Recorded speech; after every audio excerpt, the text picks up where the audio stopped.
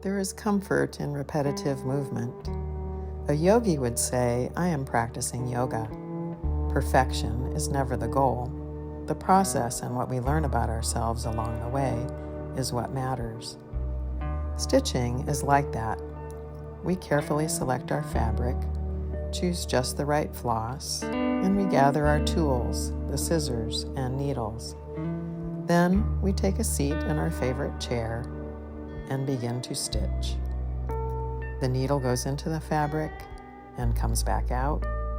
It goes in and comes back out. Stitch by stitch, we make beauty and find comfort as we stitch. Ready to say hi to our FlossTube friends, Archie? Come on, there they are, right there. Say hi, FlossTube friends. There he is. Hi, FlossTube friends. I'm Jackie. This is Archie, and you're here in my little corner of YouTube called Comfort Stitching. Let me put him down. Let's give you a little cuteness this morning. Hi. Like I said, this is Comfort Stitching. This is my FlossTube channel, a channel all about cross stitch. And today is Saturday, February 7th, 2026. And this is episode 28. So, I hope you're all well this morning. It's a beautiful day in my neck of the woods. I'm in northwest Missouri, just northwest of Kansas City, and beautiful sunny day. Since I saw you last about 3 weeks ago, we've had frigid cold. There's been ice, snow, all of that. I know some of you may even still be suffering the after effects of that. But today, it feels like spring. It's going to be 50 some degrees today, and on Monday, 70. I can't even believe it. Craziness. So, welcome. I should say that. Welcome. If you're coming back, thank you so much. I know you have a lot of options and ways that you can spend your time here on YouTube and other places. So thank you for coming and spending this time with me. And if you're new, thank you for being here. I hope you like what you see. And if I'm not for you, you know what? That's fine. There are a lot and more every day of people who in our cross-stitching hobby who are sitting down in front of their computers or cameras and talking about what they love about this hobby. So you're sure to find someone who is perfect for you.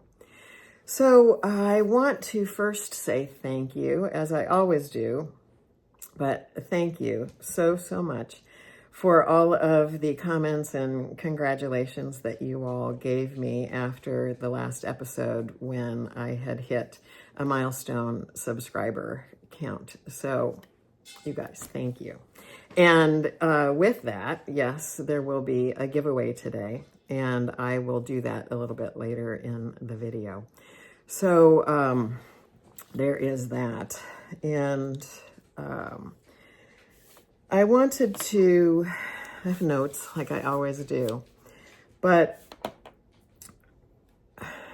it would be disingenuous of me to go on without first acknowledging the heaviness and fear and, in some cases, deep despair that are going on here in the United States and around the world at everything that is happening. And I know we come to FlossTube and our stitching as an oasis from all of that and a way to process and deal with the things that are going on in our world. So I just wanted to acknowledge that, first of all. I've been right there and am right there with you using my stitching as a way of coping, and I'm not even deep in the middle of it. So I just wanted to say, I see you, I feel you, and I am with you. Everyone is welcome here. So let's move on. There has been, like I said, so much going on since I last saw you some 3 weeks ago. Some really great stuff, and some, what the heck and kind of stuff. So I wanted to thank you too. Some of you, after my last video, I was talking about a challenge that I was having at work because I was training somebody. And some of you gave me some very thoughtful comments on ways to approach that, and I appreciate that. I will tell you that my trainee quit.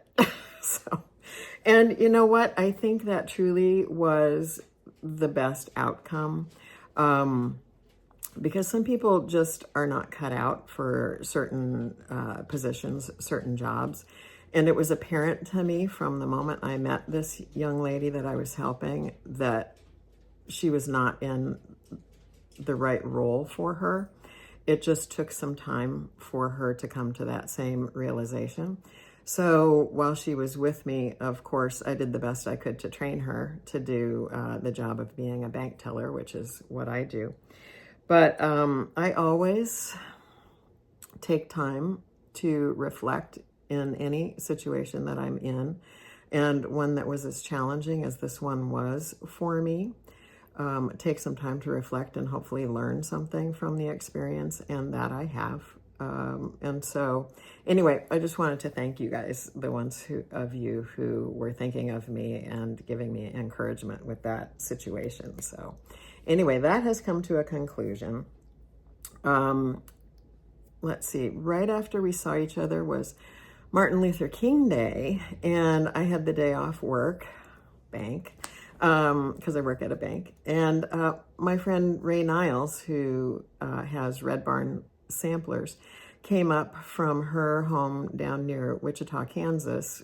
It's about 3.5 hours away from where I am. She came up for a visit for the day, which was so wonderful to have time to spend with her. We just talked and talked some more and went out to a wonderful lunch we have here in the town I live in, which is named Weston, have a really wonderful barbecue restaurant. But not only do they have great barbecue, oh, sorry, that's Archie.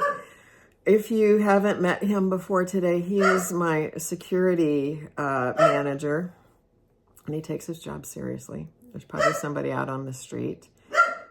This does not sound like the voice of that it's going to keep up. It's just, I hear something and I'm concerned type of voice. So if that continues or comes back up, I will, of course, pause. But it's his job. And like I said, he takes it seriously. So anyway, I was talking about my visit with Rae. We went out to lunch here in town to this barbecue restaurant, and they have delicious menu items besides barbecue. We each had great hamburgers. And Rae said it was the best one she'd ever had. So if you ever get to Weston, Missouri, you want to try out the Tin Kitchen. That's the name of the restaurant. Anyway, oh my gosh, we just had such a fun time talking, and she was showing me a couple photographs of a couple of antique samplers that she recently added to her collection. One was a Quaker sampler. It was just beautiful. And the other one, actually there were three she showed me. One of them, she wasn't quite sure what its origin might be. And so we were both looking at it and looking for clues. And there was something about it that reminded me of a Mexican sampler that I had seen when I was at the attic in Mesa, Arizona. And once I showed that to her, she said, you know what, you might be onto something here. So that was kind of fun to add to the information and potentially be able to help her discover the origin of this particular sampler. And then the other one she had was not, it had some cross stitch on it. It was not necessarily a cross stitched sampler, but it was something commemorating the Revolution, I think it was. Anyway, it had some embroidered figures on it, and we were looking at some of the symbolism in the sampler, and based on the clothing on the figures and some of the other things, we were possibly dating it to the early 1800s. But it was just fun to be able to put my detective hat on and learn from her some of the things that, as a sampler reproductionist, that she's looking for in the things that she acquires just that she'll keep for herself, and then what some of her considerations are for something that she might reproduce. After that, I got onto some stitching. So, of course, there is stitching always. I'm keeping up with my book of days. Finished out January. Now, I put something on every page because even if I'm not stitching, like here was a day I put running errands, no stitching. So that means after work I had something I had to do. And by the time I got home, there was no time for stitching. Anyway, I've got something on every page. Most of it, with the exception of just a couple of days, is actually stitching. So that's kind of fun to see. This is my first time starting this year that I've been keeping a book of days. And so far, I'm really appreciating it because, like I said, I'm even putting notes on here if I'm not stitching what was going on.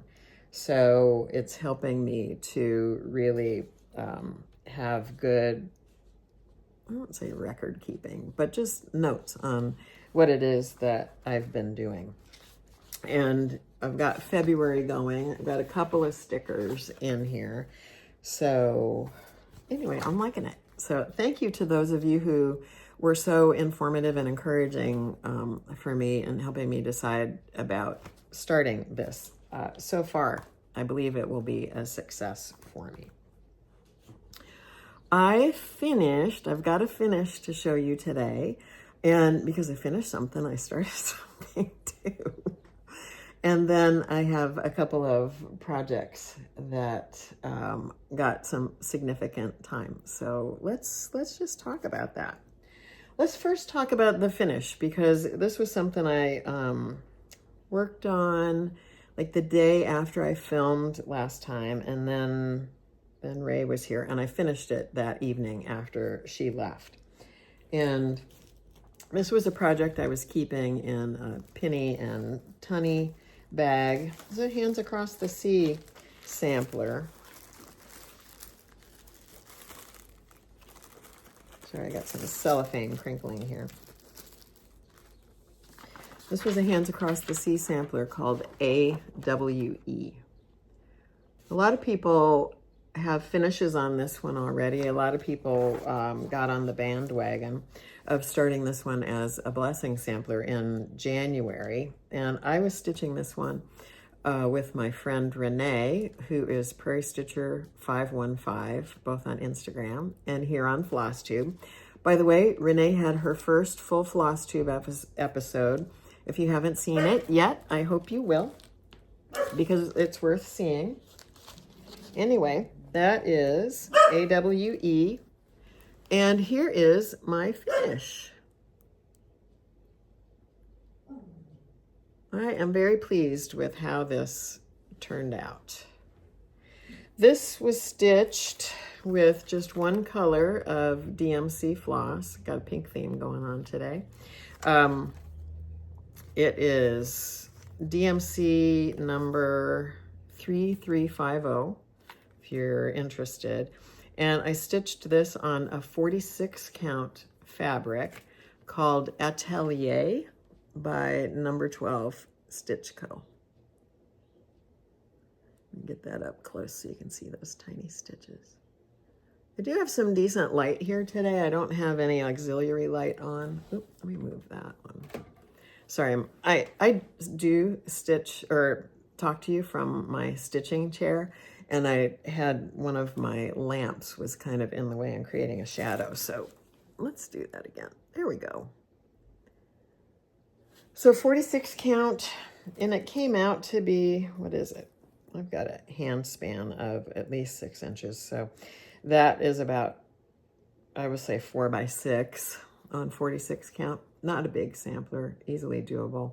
I'm going to make that into a pillow, I believe, in the vein of what Brenda and the Cereal Starter likes to have for a sampler bowl. I think I'm going to tackle this one myself. I think I should be able to do it. And I found a beautiful kind of fuchsia-y purple ribbon that I'm going to use as a trim. Now it's a little bit darker, but I think it really will complement that nicely. And so maybe I'll have that to show you in the coming weeks. So that was a little finish for me. That was a nice accomplishment. And since I finished it before the month of January was over, get the blessing of my needle for the year. That was said to be the purpose of doing a blessing sampler, is to start it on or about the 1st of January of a new year and hopefully finish by the end of January, and you and your needle are blessed for the year. So that's A.W.E. 1888, that one was originally stitched. And again, that one's available from Hands Across the Sea. I think Nicola has paper charts of this, but I just downloaded the PDF from her website and got that one from her that way. And next, I worked on a chart that I resurrected. So if you were here last time, you know I talked about this. This was a sampler. Sorry, my A.W.E. was folded over there. And now that I've ironed it, I don't want it to get creased again. Anyway, if you were here last time, you heard me talk about a sampler that had been a WIP back in 2024, and I forgot about it. It got filed or stored on a bookcase that's in my studio there behind me with some other charts and things that I have in little zip bags. But usually those charts in that place that this was are things that are not fully kitted. They might have like threads pulled or just some other things that I'm pulling together, but I just haven't started them yet. And this one got stored along with those. And one of you guys said, hey, where is that? When I did my WIP parade. And I pulled it out and I put a lot of stitches in it since I saw you last. And this design is called Clémence Jauneau. Clémence Jauneau. And it's by Couleur Tourterelle. Beautiful, beautiful French sampler that I had started after seeing Kim, Contented Needleworker Kim, work on this. She just did this center motif with the birds and that kind of bower of leaves and flowers. And so I was going to do that too. And here we go. Here it is. Here's what I have. So when you saw it last time, we had the birds in the nest and the flowers at the bottom. And what I have done since then is these from this flower right here up.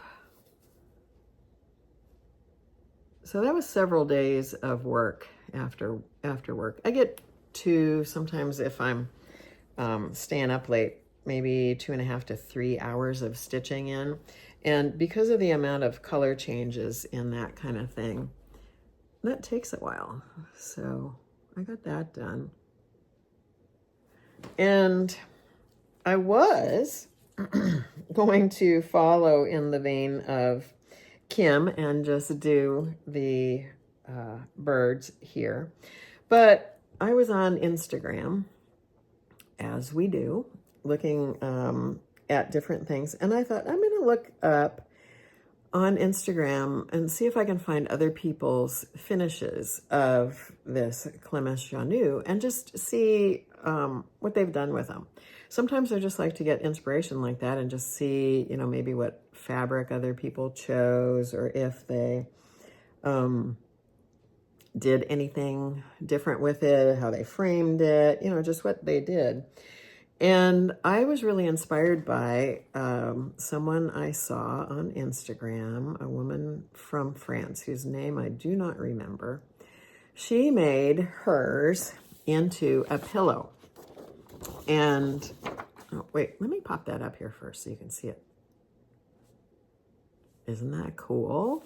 So what she did was, obviously, she used just this center section that has the part that I'm doing plus these birds and made that into a pillow. I think I'm going to do that with this because I'm really enjoying stitching this again. So again, I want to say thank you to that person out there that commented and said, where's Clémence? But I think I'm going to do this same thing. Now, I was a little concerned because of how close I have this to the edge of the fabric. I mean, I placed it there because I was only going to do the center.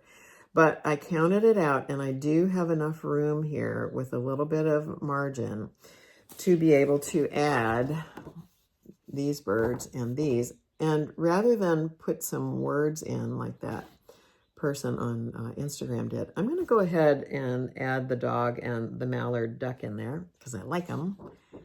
And so I've started redesigning this a little bit. I'm not going to put in the name of the school down here. I am going to put Clémence's name in and just move it down.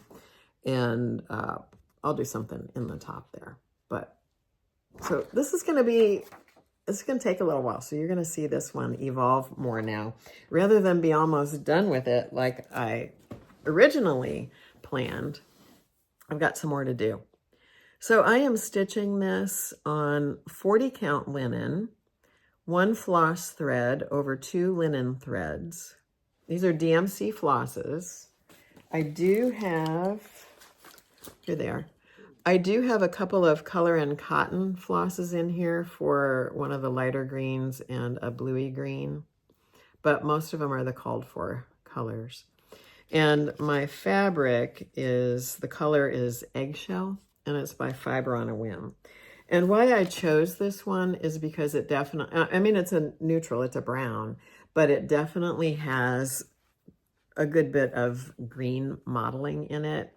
And I thought it made sense to put something with this amount of green on it. It kind of lent itself, if you will, to the feeling of the birds being in a bush or trees. And actually, this color, since I'm going to make it into a pillow, this is something I'll be able to keep out year round. And the colors will go perfect here with the other decor that I have in my apartment. So I'm excited about taking this one into a new place. So anyway, that is Clémence Jauneau by Couleur Tourterelle. And I know some of you, after seeing me work on it the first time around, actually finished the whole thing. And yeah, it's beautiful. But I can't have all sorts of, I mean, I don't have wall space for a lot of samplers. And so to be able to come up with a way to do some of this and make it into something that I can display in a slightly different way is kind of fun. I like the idea of that. So that's what I'm going to do with this one. Fun. It was really fun to stitch on this. I was working on it during that week that we had the snowstorm and that it got so cold. So to be working on something that was so reminiscent of spring was really helpful during those dark and cold times. What's next? What did I do next? I spent about a week working on a patriotic stitch. During this time in our world, patriotic stitching here in America, I think is interesting. I'll just say that. It's just interesting. And I have been working on this chart for a while now. This is called America 250, and it's by Plum Street Samplers. So I was loaned this by a friend because it originally came out at summer school at the Attic in Mesa, Arizona last fall. And in the last few weeks, I know I mentioned it in my last video, it has now been announced that the Attic is releasing it to the general public. So it's available for everyone now. And I know they were inundated with orders for it. They are doing their best. I know the ladies down there are working tirelessly to get those out to everybody who ordered them. So everybody have patience. You will get yours. I'm pleased to have one. I have got my colors here. I have them on 2 rings because I've got some of the called for DMCs and overdyes. The called for colors are a mixture of both DMC and overdyes. I've got a few extras in here that I'm using, and I'm picking and choosing if I'm using the DMCs and or the overdyes. I go by color, what works in the area that I'm working in. And so anyway, here is where I'm at with America 250.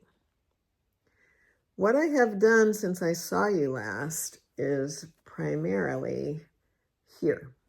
I started the flag. There's a lot of stitching in that. And I did all of this right here. We got Paul Revere there, the Liberty Bell, and like I said, that flag.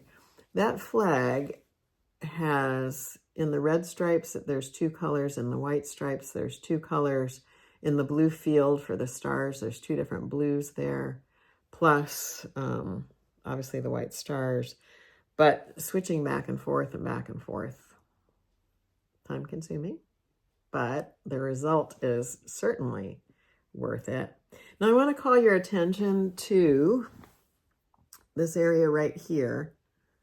That is an alternate design element for this that I chose to do.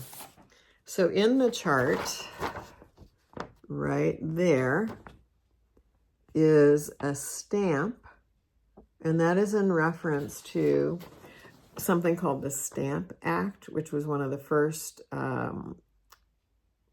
steps, I guess we'll say, that were taken by the British government to start taxing the citizens.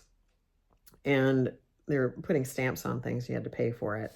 But that was one of the first things that's kind of started the people starting to rise up and rebel against taxes that were being assessed. And while, yes, that's an important part of the history of this, for me, just the design aspect of it, plus there's a lot of over one there and back stitching. Not that I mind, I will do that. But this chart included the alternate of the flowers that is in it too. And I just thought, you know what? I kind of like the idea of bringing those flowers down into the design. The design doesn't lose anything or any of its impact by not having the stamp there. There's plenty of symbolism that still remains. So that's why I chose to add the flowers. So look at that again. And I really like what that did, how that brought that blue color. That is a Weeks Chesapeake, I think, that dark tealy blue. How that brought that blue down into it. I love that little Paul Revere on his horse. Sorry, I had to wrangle a bigger piece of fabric. I'm not all the way over to the side yet, so I'm not going to cut anything until I am. But I love that little Paul Revere on his horse there with the speed motion movements there. It's fun. And all the little flags coming in, motifs. So this I'm stitching also on 40 count linen. It's 1 floss thread over 2 linen threads. And I am using, consult my card. The color is called Affogato, and it's by Fiber on a Whim. Now that's not the called for linen. The called for is Smoky Quartz, also by Fiber on a Whim. I had a piece of that. It was more gray than I preferred, and so I went through my stash and I had that Affogato. I liked it because it was kind of antique-y looking, parchment looking, and I felt like it worked with all of these colors. So that's my America 250 for the celebration of the 250th anniversary of the signing of our Declaration of Independence. Let me put this over here. Since I have in the past talked to you about the meaning of some of the symbols in this, I again looked up what the Liberty Bell was, and of course, you know, I'm really reaching back into the memory banks of our American history class in grade school. It wasn't my favorite, although I enjoy history now. Not so much when I was younger. And of course, I remember Paul Revere, because the big thing that we were taught about Paul Revere is that he got on horseback and ran through the streets saying, "The British are coming, the British are coming." And really, I mean, he was one of the first alarm systems, if you will, to warn the people in around the battles of Lexington and Concord, that the British were in fact coming. That was from some of the first parts of the American Revolutionary War. And then the Liberty Bell is, and I'm just going to read from my notes that I got off the internet. It's an iconic American symbol of freedom that was originally the State House bell for Pennsylvania. It is famous for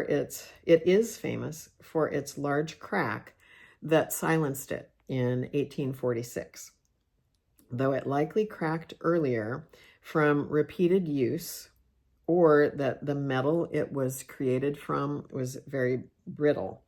And it was actually recast twice in Philadelphia after it was initially cast in London. And it was tested in London, but once it got here, it had some problems. So it is a symbol of liberty. It became a powerful symbol for abolitionists, women's suffrage, and other freedom movements. Its original purpose was, it was commissioned in 1751 for the Pennsylvania State House, which is now Independence Hall. And that Independence Hall is right there. That's coming up. And I know that's going to be a lot of stitching. Anyway, it was originally commissioned for Independence Hall to call lawmakers and citizens. It does have an inscription on it, which is not on the sampler, but it bears the biblical words, "Proclaim liberty throughout all the land unto all inhabitants thereof." And then the final crack of it appeared in 1846, and it was, like I said, it was silenced there. And workers tried to repair it for George Washington's birthday in 1846, but they could not repair it to be used again. So it's now just a symbol for our freedom and liberty here in the United States. So powerful symbolism to be working on at this time in the lead up to the July 4th, 250th anniversary of that signing of the Declaration of Independence. And in my last video, I told you about a online learning opportunity that I was going to be going to. It was an all-afternoon webinar that was put on by the Schwenkfelder Museum in Pennsylvania. And it was all about textile. It was called Tea and Textiles with Carolyn, and it was all about things that were related to or are related to the 250th anniversary. And that was a really interesting afternoon of lectures. There were 4 different lectures, and I worked on my sampler while I was watching and listening. I had my computer set up right here next to my stitching chair so I could have a bigger screen than my iPad would offer. And so I just got to watch that and listen to the ladies talk while I stitched. And the first presentation, each one, 3 of them were an hour long, and one of them was just a half an hour. But the first one was about John and Abigail Adams, their clothing, and how it was influenced, I guess I should say, by French fashion at the time, and how Abigail put her own stamp on what she was wearing. Kind of was talking about some conflicting feelings she had about being the wife of a president and having to portray a certain image, but also then being true to herself and what her own taste was, and how she then started integrating her own taste into the fashions of the time. So that was really an interesting lecture. The second lecture was one that I knew I was was really the most interested in, although all of them ended up being very interesting. But the second lecture was about patriotic sewing tools and sewing boxes. And it was by the woman who wrote this book, Dawn Ronningen. And if you don't have this book, if you're at all interested in collecting sewing tools and memorabilia, you want to add this to your book library. But Dawn Ronningen, here's a picture of her right here. There's some amazing stuff in this book. There was only one thing that's in here that she talked about, but she was talking about first of all, the difference between politics and patriotism.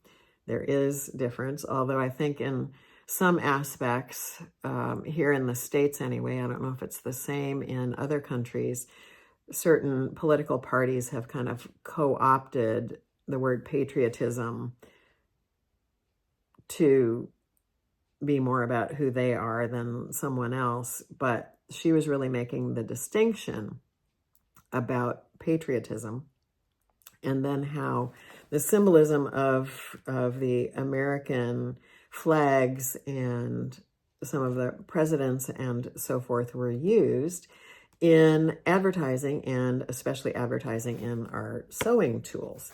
She was showing examples of like needle books that were using some of the president's heads, and obviously flags, and little, she had a little emery that was made out of a red, white, and blue ribbon that was probably something somebody wore maybe at the 4th of July, or from one of the different, like the suffrage movement, or, just on the order of that. I can't say that's particularly what it was, but it was a piece of ribbon that was made into a little emery. And what else was she showing? Scarves or kerchiefs that had not bicentennial, but earlier commemoration of the 4th of July, kerchiefs that had been made into a quilt. She even showed a Barbie doll and other dolls that were wearing patriotic clothing for, I think it was the bicentennial, 1976, which is the one I remember because I was in high school then. And just a fascinating talk about how symbols of our countries, I'm sure it happens other places too, work their way into the everyday tools and accoutrements of our life. So I really, really enjoyed that one. And again, I would highly recommend this. There's a lot of really great stuff in that book, this book. So one to add to your book library. After Dawn talked, we had a short half an hour discussion about factories that made flags. And Pennsylvania, in the area where the Schwenkfelder Museum and Heritage Center is one of the places where one of the premier flag factories actually was.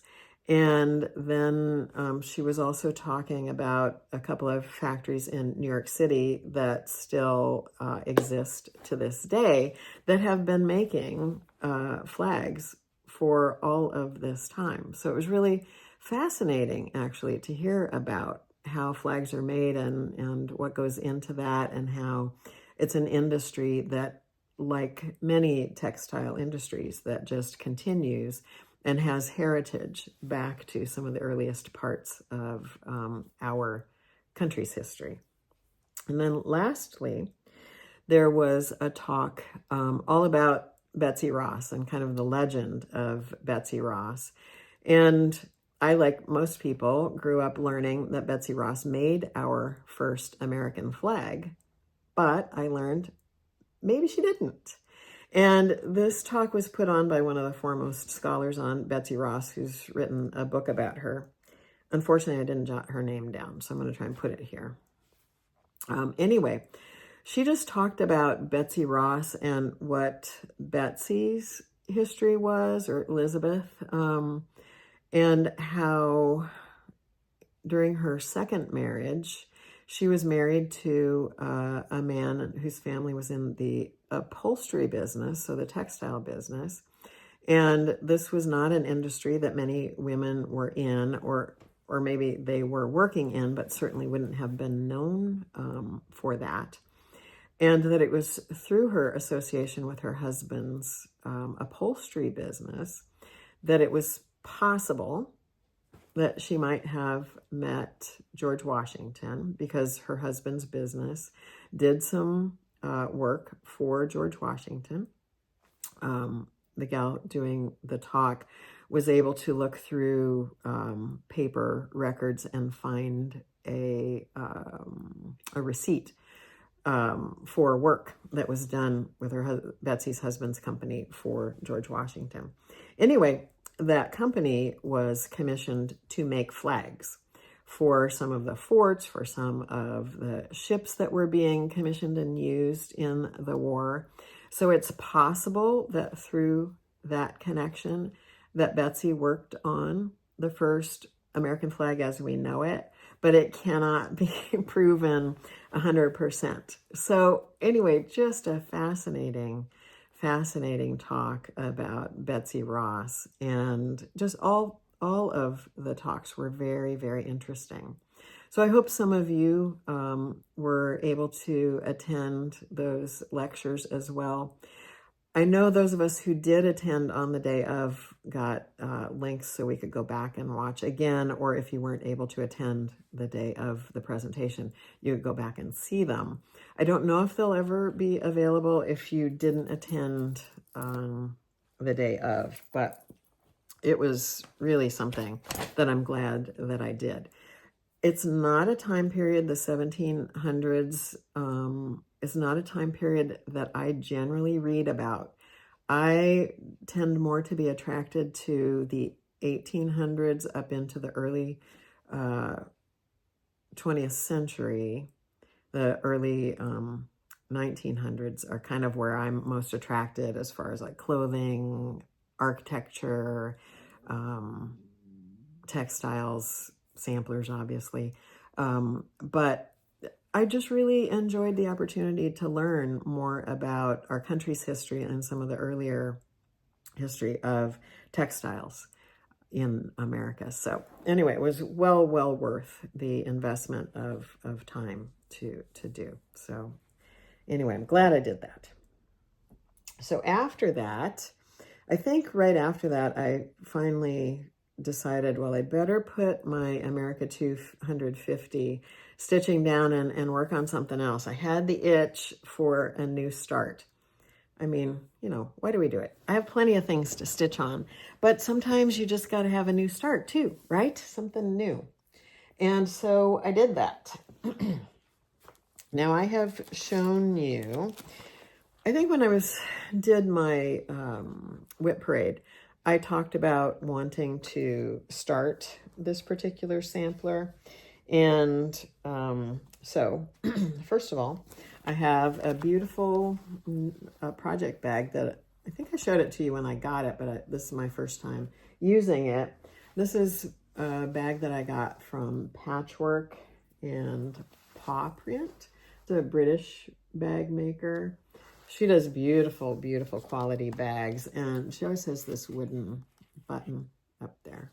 This, I believe, is one of Kathy Holden's fabric line, where she used some vintage needlework and put it together in a collage and made a fabric out of it. I mean, it really looks like real needlework. Anyway, beautiful bag that is now holding my new start, which is the Green Bean Sampler by Teresa Vanette of Shakespeare's Peddler. Now, I've had this one for a while, and I even had it mostly kitted for a while. And I think it was last fall, I finally got the fabric to use for it. Now, when I looked at this, for some reason, and I think the photograph is partly responsible, but I kept seeing it done on a teal colored fabric. I love the color of blue, green, and teal. And I have a dresser in my bedroom that I painted blue, green. And I was really looking for a fabric that was a very similar color. And I had a hard time finding it. I purchased over the last year several teal colored fabrics, and none of them were right. None of them really had the kind of depth or just the qualities that I was looking for this sampler, until I got one from Roxy Floss Co. And I showed it to you last year. Obviously, I'll show it to you again. But once I got that piece of fabric, I had my kit pretty well together. I was just looking for the right time to start it. Now, I've had this sampler, as I said, for a while. It's copyrighted 2023. And I know I've seen a few people working on it. Most recently, Peter from the channel O for Pete's Sake has finished one, and he did one on a neutral colored fabric. I think he did the color conversion that the Shop Country Sampler up in Spring Green, Wisconsin put together. But I'm sort of following the called for colors and sort of not. So let me first show you the flosses that I'm using. Mostly overdyed cottons. There are a few DMCs in here. And let me show you my start. So here's my start of the Green Bean Sampler. Now the linen here on camera is looking fairly blue, but I can assure you there is some green in it to the point of what I would call teal. And I am loving stitching this. Now the called for fabric on this one was an XJU fabric called Colonial Green, which is a very deep, deep green, almost black. And I did have a piece of that, and I just wasn't feeling it. So another reason why I went for something very different. So once again, I'm going to show you this, and you can already see, like up here, these are the flowers. This is where I start. Always, I won't say always, because I could change my mind, but I generally start in the upper left. And in the upper left are actually blue flowers. I changed them to be purple, because on this blue fabric, teal fabric, I did not have a good blue that was going to show up on it. And there is purple called for in the chart. It's not this particular purple. But I just decided to switch it up, and everywhere that blue is called for, I'm going to add purple. And where the purple is called for I'm going to pick a blue to use in its place. So I'm very pleased with how this is coming along. And I will tell you, if you have this chart, I had a lot of the overdyes. In fact, I think I might have had all of them in my stash. And so that's kind of what I was going on. But one of the predominant greens that are up here in the strawberries that make those leaves, the called for color is this Gentle Arts one called Forest Glade. And you put that on that fabric. In this light, it will show up, but it was not going to show up in the long term. Some of the lighter parts of it would, but there was just not enough contrast in that. So I thought, okay, let me pull the DMC. And when I did, this is the DMC that was called for. Now you tell me, how are those the same? I don't know. So I'm going to assume we've had a dye lot change. And I decided I liked this DMC on my fabric. Again, on camera, it's not a lot of contrast, but in this one in real life, it does have the contrast. So I like that. I'm slightly considering changing it. It'll require a lot of pulling out just even to get a little more contrast. So we'll see. If you've been here a while, you know that I go on gut reaction. Right now, my gut is slightly conflicted about that color not having enough contrast. So I could change it, but I like all the rest of them so far. And the purple I'm using is French Lilac by Sampler Threads. I love that color a lot. And then I also have made one other change. The red that is used up there in those kind of strawberry-like shapes. Called for color on that was used brick. And once again, next to my linen, here in this light is looking pretty good, but in my light at other times in the house, it wasn't so great. So I chose one that just ever so slightly brighter. You can see this. I chose this one, slightly not as brown, and that's old red paint. So I'm using old red paint instead of used brick. You can see they're in the same family, very, very similar. The old red paint, just a little bit more red, and it just worked on my fabric better to my eye. So I may make other changes as I go along, just at the beginning phases of this, but that is the Green Bean Sampler by Shakespeare's Peddler. And I do this one in honor of both my mom and my grandma for a variety of reasons. Number one, the obvious one is green beans. I loved green beans as a kid, still do. My mom always planted a lot of green beans in our garden because she knew how much I liked them. And so this reminds me of my mom just for that reason. And then there is a Bible verse on here, part of Psalm 23. The Lord is my shepherd, I shall not want. He maketh me to lie down in green pastures.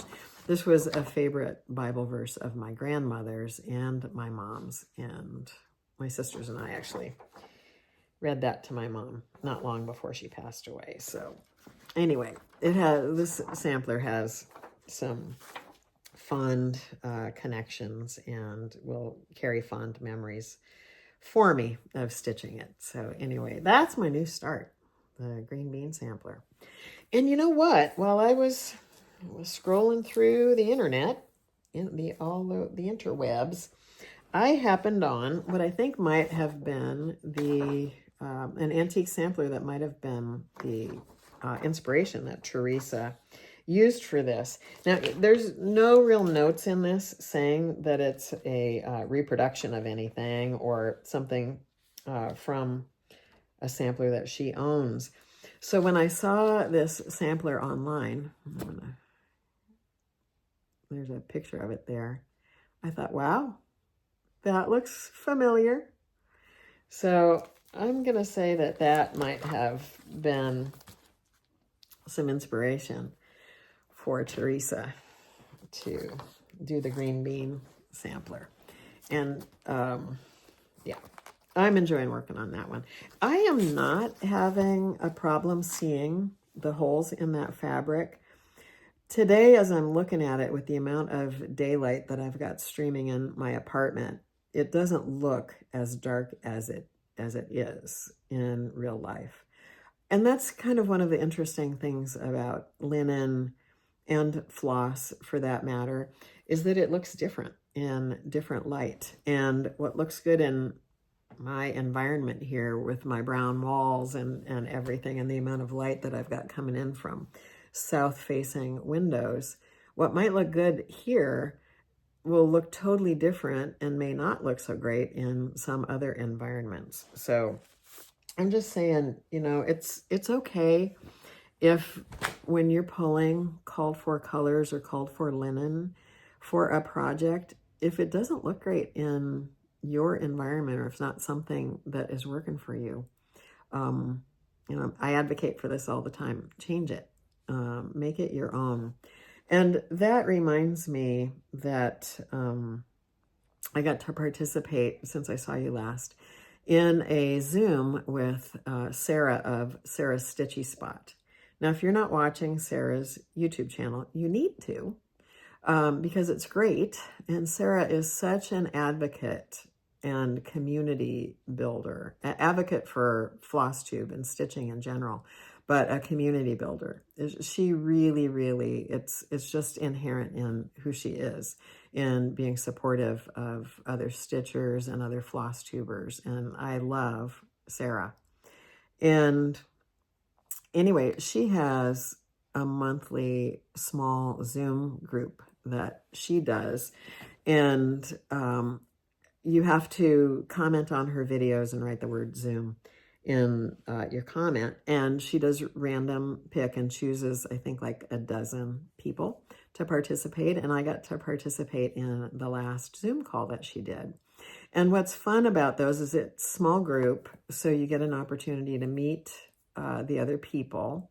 And she kind of goes around the Zoom room and gives everybody an opportunity to share and talk about what they're working on, or if they have questions, you know, just have conversation. But she also invites a guest floss tuber. And this time her guests were the Curious Crafters. Anna and Carolyn are sisters, and they have a channel called Curious Crafters. And I love that channel. I've been watching them for a while. And in fact, I told them that I feel like if my sisters, I have two, if my sisters and I did a floss tube or talked about our crafting lives and our crafting lives growing up, we have a lot of similarities to Anna and Carolyn and some of the things that they do and share. Because we were just a family who was curious. We were making stuff all the time too, and just trying out different things just for the sake of trying them out and seeing what we could learn about ourselves and about making stuff. So there's not a lot of crafts that intimidate me to try. So anyway, it was just so fun to get to hear from them and see what they're doing and hear from other people. We had a couple of other floss tubers who were in attendance too. Holly Neal, who has the channel Hobbies of Holly, was there.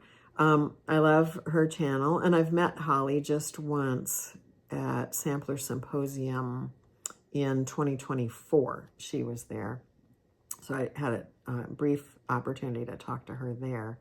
And then my friend Renee also, who I said before, his Prairie Stitcher 515, she was there too. And again, it's just random. I didn't know who was going to be there. And a couple of other people who were there, I know, a gal named Beverly, who lives up in Canada, was there. And we got into a really good discussion about having confidence, or how to gain some confidence in changing colors in your work, or changing the fabric in your work. And Carolyn and Anna, Curious Crafters, do that a lot. One more so than the other, but they both feed off each other, and they're not afraid to try different floss, come up with their own color conversions for things. And so some of the other guests were just asking us, what are some of the things that you can take into consideration, or how do you go about making those changes or feeling good about them? And sometimes you just have to do it. Sometimes you just have to do it. I think in a lot of things in life that might be new, if we've never tried it before, we might not try it just simply because we're afraid that we're not going to be good at it, or that we're going to fail.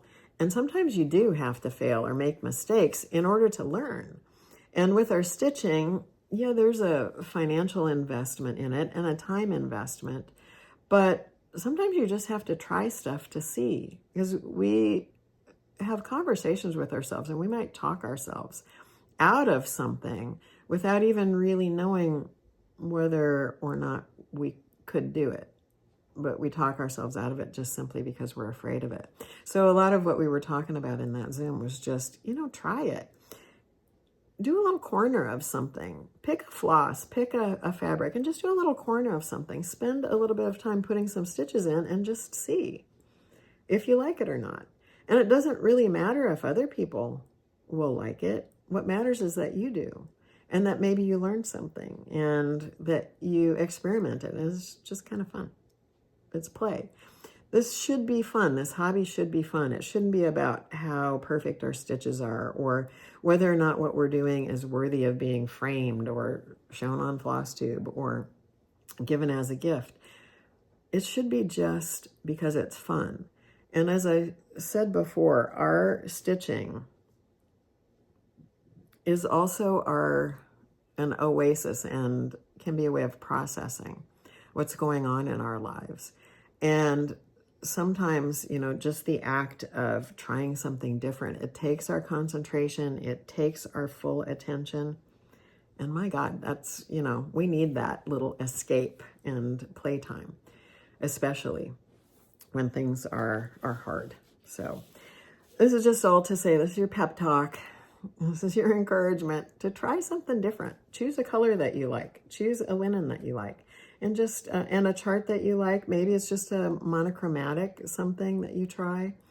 Instead of a red sampler, make it a green sampler or a blue sampler, or, just try something. Have fun. Try a different count even. Try it. Try it. You might like it. All right. I'm looking over here at my chair where I put things to see what I'm going to talk to you about. And it is time. Sorry, I have a sneeze coming. It is time for the giveaway. So I had so many comments on the last video. So many people congratulating me. And I know your entries were about the giveaway, which I appreciate. I think some of you truly, you were commenting to comment, because I see a lot of familiar names.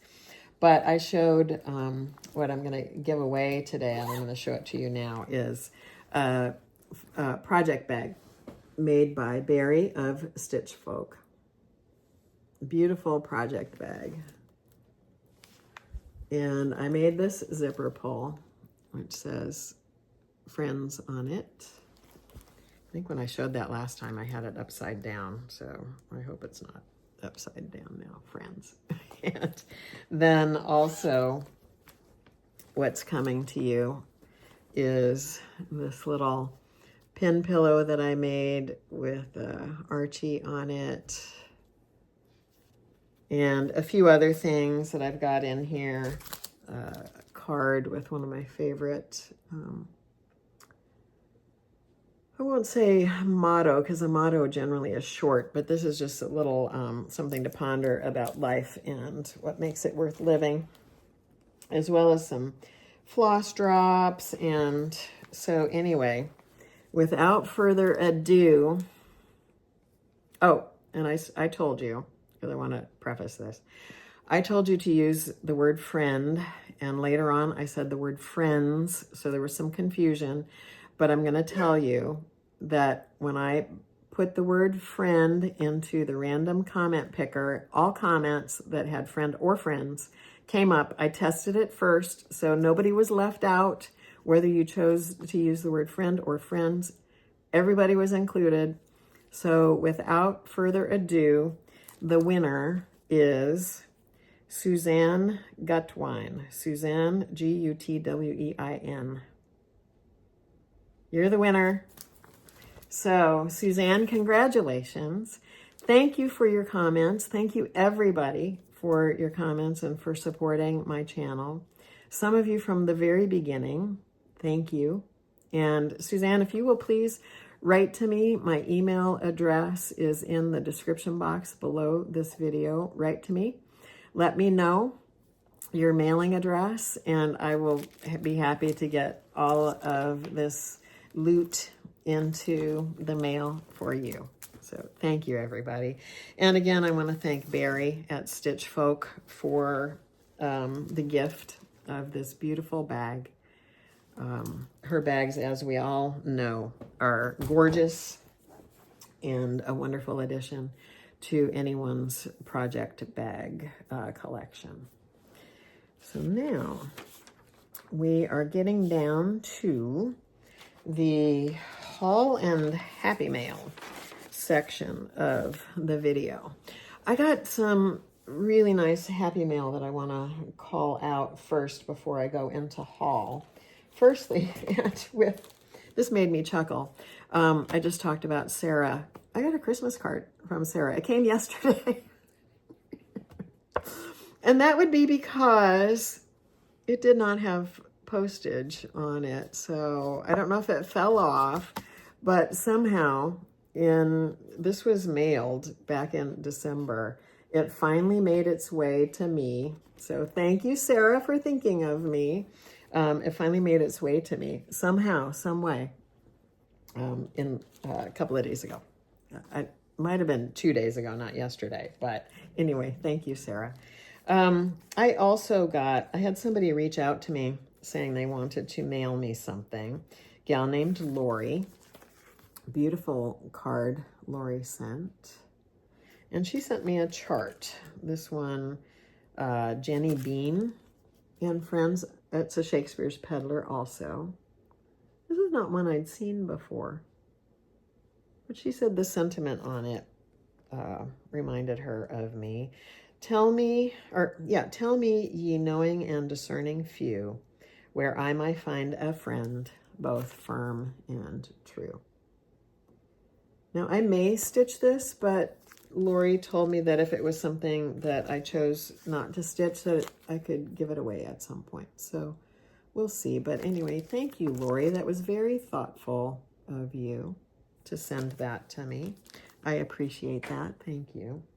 And then that came yesterday, and I also got a box yesterday that I thought, I didn't order anything. I mean, it was a big box. And I got a package from a gal named Kathy and a beautiful card. Now, Kathy has reached out to me, I think it's about a year ago now, and just asked for my mailing address because she wanted to write to me. She likes writing, and so she's become kind of a pen pal. And unfortunately, it's not a two-way pen pal thing. I'm not a great letter writer, but I talk to you guys this way. So this is my way of communicating with all of you, but Kathy too. And Kathy writes to me, and I appreciate her letters because it's such a nice surprise in this day and age to get a letter from somebody. But Kathy sent me a box, totally out of the blue. And I was blown away by what was in the box. And I'm going to try and show it to you.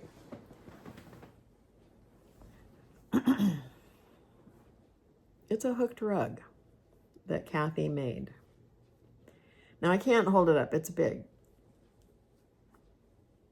But she said it took her, let me see, I want to get this right. 11 days to make, 1 afternoon to bind. She says, may it keep your feet warm as well as Archie's. And prayers are woven in. So anyway, Kathy, thank you so much for this. I had it laying down on the rug here last night in the living room because I'm not sure where I'm going to put it yet.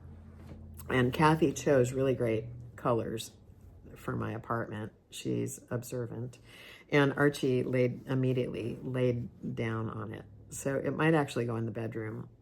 We'll see where it ends up. I don't know. But Kathy, this was such a thoughtful gift, and the fact that you put so much time and love and prayers into this. Thank you very much. So you guys, it's not necessary to send me gifts. I do, however, I'm touched and I appreciate them. So thank you very much for that. Now, other kind of happy mail, I got Jo Hiney. Sorry, a fuzz from the rug there.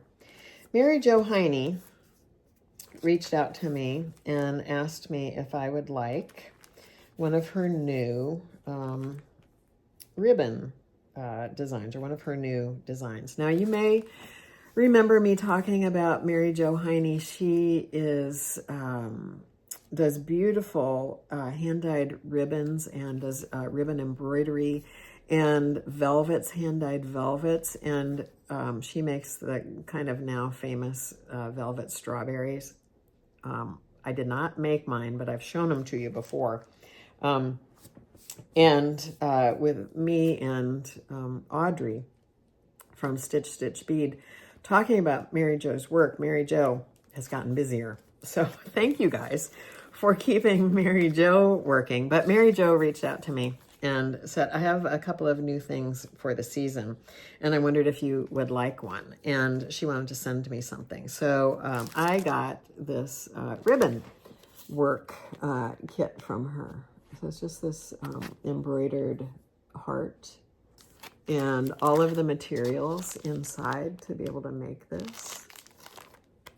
So I want to thank Jo Hiney for that. Now I know Audrey, as I mentioned, Audrey from Stitch Bead. She got this too, and she has made hers already. And in fact, she did a FlossTube extra episode where she talked about ribbon embroidery. So I would encourage you, if that's something that might interest you, to go take a look at that on Audrey's channel. Now, I'm not sure when I'm going to get to this because I've got a lot on my plate right now, but I also know my friend Gretchen, who owns the shop Floraligium here in Weston where I live. She does a lot of ribbon embroidery too, and eventually Gretchen's going to have these in her shop. And I asked her if she would give me a little lesson in this, so she's going to help me with this also. But otherwise, if this is something you're interested in, you can get it from Jo Hiney's website. It's MJHINEY Mary Jo. No, I'm sorry. Let me put it on the screen. That was her email. Let me put it on the screen. MaryJoHiney.com. So if that's something. And she's got a lot of other great kits as well. And the velvet strawberries, of course. So anyway, I want to thank Mary Jo for that. I told her I wouldn't be getting to it for a while. And she said, that's okay. I just want you to have something. I just want you to have something. So next, I got a couple of pieces of linen in the mail. Wait, I'm going to hold off on those because they reference the thing I want to talk about last. I got this chart in the mail, The Savior's Praise. I've been seeing a few people working on this. My friend Celeste of Celeste Creates was working on it, but she's decided it's not for her. Sarah of Sew Me Sarah is working on this and is doing a beautiful version of this. She's taking some inspiration from Lori Holt for some of the colors that she's using. So Sarah's working on it. Somebody I follow, is it Bettina Boer maybe on Instagram is working on this. Anyway, and it's another thing I've had on my radar for a while as maybe something I'd want to do. And so I just decided to go ahead and get it. I was given a gift card to 123 Stitch by Renee, and so I decided to spend part of it on that chart. Again, just so I have it in my stash, because you never know, like the green bean one I've had for a couple of years now, and it's now time to do it. So, and then I placed a little linen order from Farm Girl Dry Goods. She had some 46 count that I was after. One being a favorite linen of mine, the Moon Shadow. This is the linen I used for the Beatrix Potter sampler. This particular piece is actually a little darker than my Beatrix Potter piece. But it's a beautiful, very light neutral. This is by Seraphim. This one is 46 count Moon Shadow. And then the other piece I got was 46 count also. This one is a Seraphim as well, called Antique Lace. This one is more highly variegated, modeled, I shall say, than some others. There's a lot going on here. And the reason I got this one is because of a chart that I've got a little bit of a scoop about. So you know that a lot of people are showing stuff for market right now. And so there's that. But last time I mentioned that I was really excited about a new Quaker sampler that my friend Kathleen Littleton of Cross Stitch Antiques was going to be bringing out. And I had this project bag that Barrie made for me, and I was starting to collect the floss for that Quaker sampler, and it's called Hannah Whitaker. And so last time I had one of these, and now you guys, I've collected all of them. Look at these exquisite colors. I want to get that. There's a blue in here that, gorgeous. Anyway, I have now collected all of the colors to be ready for a Quaker chart by Kathleen Littleton called Hannah Whitaker. And so I've been in contact with Kathleen. I was asking her when Hannah would be coming. I was telling her I was excited about it. The reason I even knew about it was because some friends of mine who went to a retreat in at the Aqua School in England last fall got to see it, and I knew immediately that I had to do that chart. And so without further ado on that, ta-da, Hannah Whitaker, Kathleen just told me yesterday, is going to be released at market. So hopefully you can see by that picture how gorgeous that Quaker sampler is. And again, that's the colors. These are, with the exception of one of them, I believe, are all Gloriana silks. Now, I was given the floss list by one of my friends who was there.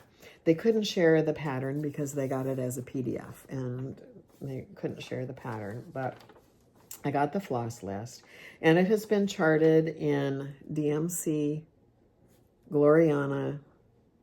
As I said, mostly Gloriana. I think there's one Belsois. Yes, one Belsois in this. And then also there is a conversion for 103 silks for those of you who want to be prepared. And so this antique lace linen is the called for linen for it. So as you can see, I'm all ready for this, but I'm probably not going to use that linen. I have another one in mind, another Roxy Floss Co linen actually, called Dirty Porcelain. And let me put these on there. That's probably what I'm going to do. There's one or two of them that may ghost on here. So I'll just have to see where they're used, and I might have to do a little tweaking of colors. But that's probably what I'm going to do. And I am going to do 46 count. This is a large chart, and it will fit on a piece of 46 count in fat quarter. But I am so excited about this one in a way that I haven't been excited about a chart in a while. And by that I mean I was so drawn to it. It reminded me a lot of the way I felt when I first saw the Bridget Power sampler. And just I knew that I had to stitch it. And I just have a feeling I'm going to go on an interesting journey with Hannah. So I'll be really curious to find out what Kathleen knows about Hannah and what I might learn just on the journey of stitching that sampler. It's gorgeous. So anyway, Nashville Needlework Market is coming up in March. Kathleen has some other offerings, but she definitely said, yeah, share that with your peeps. So I'm excited about that. And I hope you've been seeing a lot of other sneak peeks from other designers. I know Steph at Lindy's, or is it Stephanie? Yeah, I think Stephanie at Lindy Stitches has had her Nashville Needle Market page up and running, taking pre-orders, as well as Stephanie from Just Keep Stitching. She has a new online presence called Just Keep Stitching Co. And she's going to broaden her offerings later on, but for right now, she's going to be starting her online presence with market orders as well. So, and I know there are a lot of other shops, and your local needlework shop might be taking pre-orders as those come out. So Nashville Needlework Market excitement is already brewing. And it's fun to see the sneak peeks. I've been seeing Brenda Gervais even having some little snippets that she's posting on Instagram of stuff she's got coming out. I've seen Boomerang Stitches, some things from the Blue Flower, Tiny Modernist. Who else? Twin Peak Primitives, I think I've seen some stuff. Rebel Stitcher. Quite a few people have already got some stuff out, and some new linens I've seen on the Lindy Stitches website. Some of her pre-orders are already sold out, I guess, from the amount she was allotted to sell. So anyway, Market Mania is in progress. So let me look around. I think I've shown you everything I want to show you today. So I do have something else I want to talk about, which is going to go back to our discussion from the beginning of the video, but that's all the stitching related content I have today. So I want to congratulate again the winner of the giveaway, Suzanne Gutwine. I'm looking forward to hearing from you and sending that to you. And thank you everybody for joining me today. But I had a hard time, I like to leave you with a something to think about, or something uplifting to think about. And the last 3 weeks have been anything but uplifting. For those of you who have been feeling the extreme heaviness, I see you. That's where I've been too. And it's been hard to sometimes get through a day with all of that going on. And So one thing that has brought some lightness, if you will, to getting through some of the days is that I've been following a group of Buddhist monks who are walking from Fort Worth, Texas to Washington, D.C. It's called the Walk for Peace. I don't know if you're following them on their social media. I've been seeing them on Instagram, and they post daily. It's a group of, I think, 20 to 24 Buddhist monks from a temple in Fort Worth, and they have been walking since October, I believe, of last year. Yes, October 26, 2025. They started their Walk for Peace, and they've taken a route through the south and eastern states, walking their way up to Washington, D.C. And their journey, 2,300 miles they've been walking. Their journey will finally conclude at the beginning of this coming week in Washington, D.C. There's some events planned from February 10th through the 12th in Washington and in Maryland, they have said on their website. But anyway, they have been just walking through adverse weather conditions. Sometimes they are heckled, bullied along the way. Their work is just to promote peace. And they're accompanied by their dog named Aloka, and Aloka is a Sanskrit word that means light or enlightenment. They've gone through Louisiana, Mississippi, Alabama, Georgia, the Carolinas, and Virginia, and just with the aim of promoting mindfulness, inner peace, and compassion. And some of the photographs and the video snippets that I've seen them post are just so touching. In a time that can be heartbreaking, what they're doing and what they're posting is heartwarming and heart healing, as far as I'm concerned. And so I just felt like I wanted to share that with you, and I want to read a couple of things that they posted recently. And people are turning out for them all along the way. They're being accompanied by law enforcement to keep them safe. They have a vehicle that goes along with them. So if anybody is injured or needs to have a break, the dog actually pulled a tendon, couldn't walk for a while, and rode in the support vehicle. But they've had such support that has built all along the way, and the people coming out just wanting to be in the presence of these gentle men, and being blessed by them. And every day when they stop, they give small Dharma talks and give blessings to people and just share their message of compassion. And people who are crippled or injured in some way are coming out just for blessings. Just the amount of outpouring of support for them. People bringing food, flowers, just the offering. Showing of deep compassion and support for these men has just been heartwarming to me at a time that it's hard to find that kind of light. So I just want to share that. And I'm going to read a couple of things from their Instagram page as we wind down. So this 2,300 mile journey from Fort Worth to our nation's capital is nearing completion. However, peace is not a destination we reach and then leave behind. Peace is a path we walk together every single day.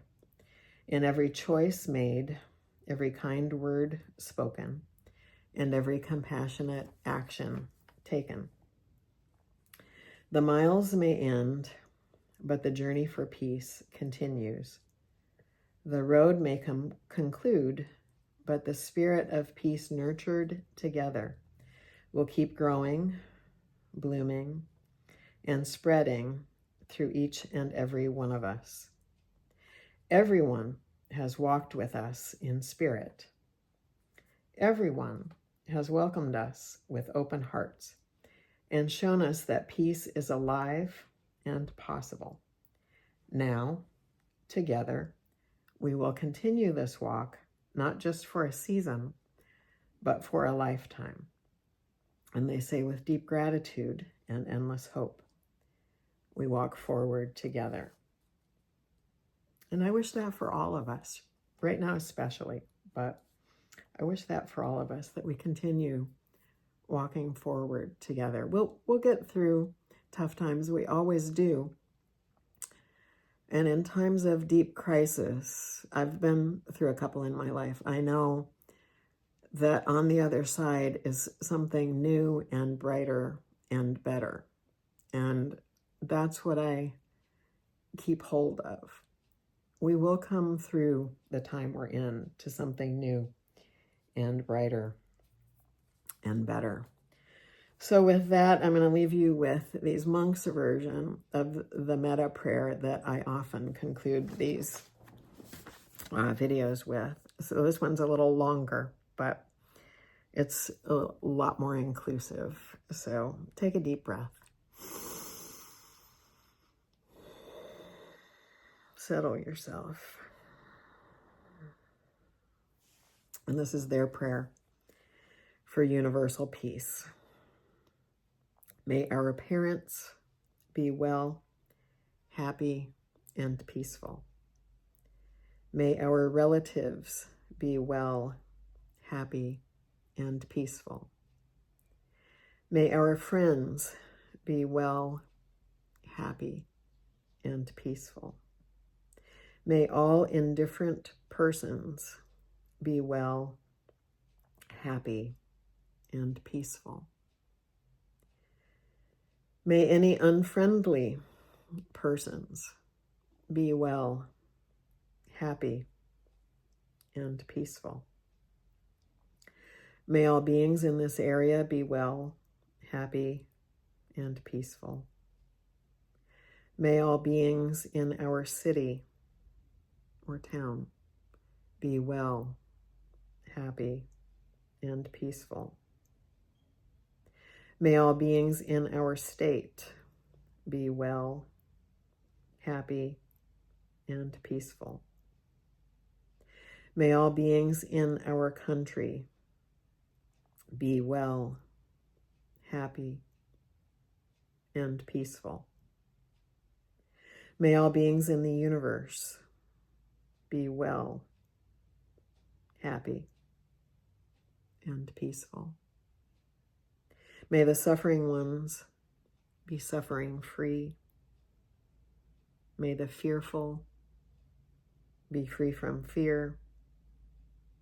And may the grieving shed all grief. May you and all beings be well, happy, and at peace. Thank you so much for being here with me today. As always, I look forward to seeing you again in probably about 3 weeks' time. I've got a lot on my plate in the ensuing weeks. Some of it I won't be able to share. Got some secret stitching I'm going to be working on, but I will come back with something to share of that. You can be sure. So thank you, everyone, for your continued support. May you be happy, free, and peaceful. Namaste.